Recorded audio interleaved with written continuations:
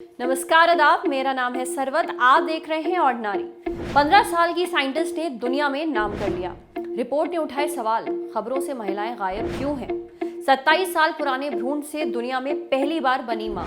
इन सब के बारे में जानेंगे ऑर्डिनरी के स्पेशल न्यूज बुलेटिन विन यानी वुमेन इन न्यूज में। इस खास प्रोग्राम में हम बात करते हैं महिलाओं की, उनकी जो किसी ना किसी वजह से खबरों में बनी रही। इसी के साथ बढ़ते हैं पहली खबर।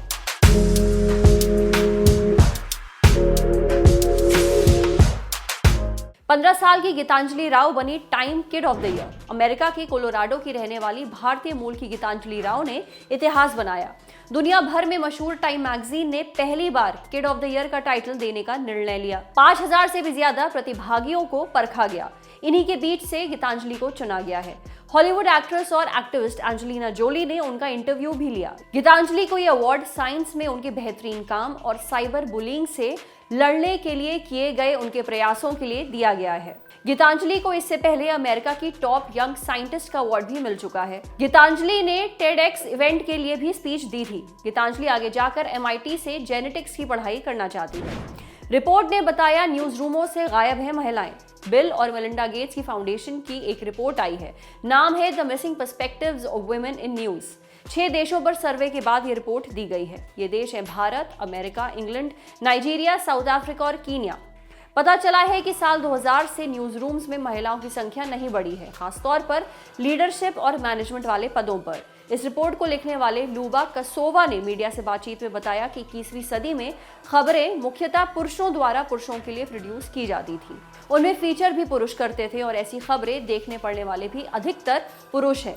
जो डेटा मिला उससे पिछले दशक में कोई भी बड़ा बदलाव नहीं दिखा है। खबरों में महिलाओं की आवाज और उनका हिस्सा अभी भी हाशिए पर है।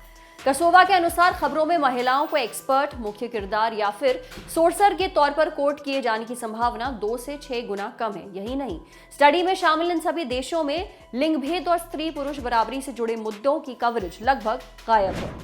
भारत की कॉमिक बुक सुपर हीरो प्रिया लड़ेंगी कोरोना वायरस से।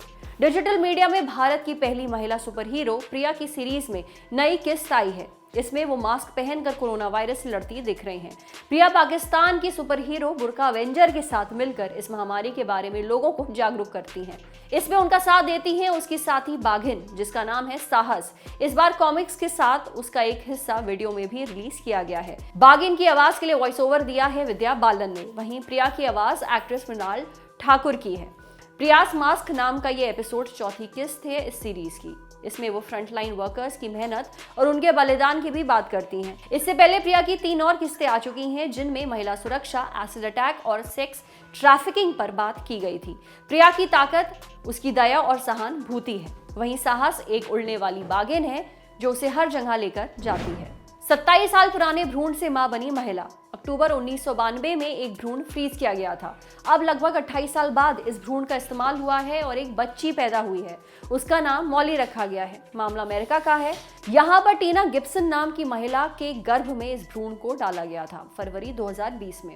अब बच्ची का जन्म हुआ है। इंटरेस्टिंग बात यह है कि जब इस भ्रूण को 1992 में फ्रीज किया गया था तब टीना मुश्किल से 1.5 साल की थी। टीना गिब्सन का जन्म साल 1991 में हुआ था। उनकी शादी को 10 साल हो चुके हैं। वो पिछले काफी समय से प्रेग्नेंट होने की कोशिश कर रही थी, लेकिन सफलता नहीं मिल पा रही थी। उनके पति बेंजामिन सिस्टिक फाइब्रोसिस के मरीज हैं। इस बीमारी की वजह से उनकी फर्टिलिटी पर असर पड़ा था। साल 2017 में टीना के पेरेंट्स ने एक लोकल न्यूज स्टेशन में नेशनल एम्ब्रियो डोनेशन सेंटर नाम की संस्था के बारे में पढ़ा। ये महिलाओं को भ्रूण गोद लेने में मदद करता था। पहले तो टीना ने इस आइडिया पर खास विचार नहीं किया, लेकिन बाद में उन्होंने पति के साथ इस संस्था में जाने का फैसला किया और अब उनका नाम इतिहास के पन्नों में दर्ज हो गया है।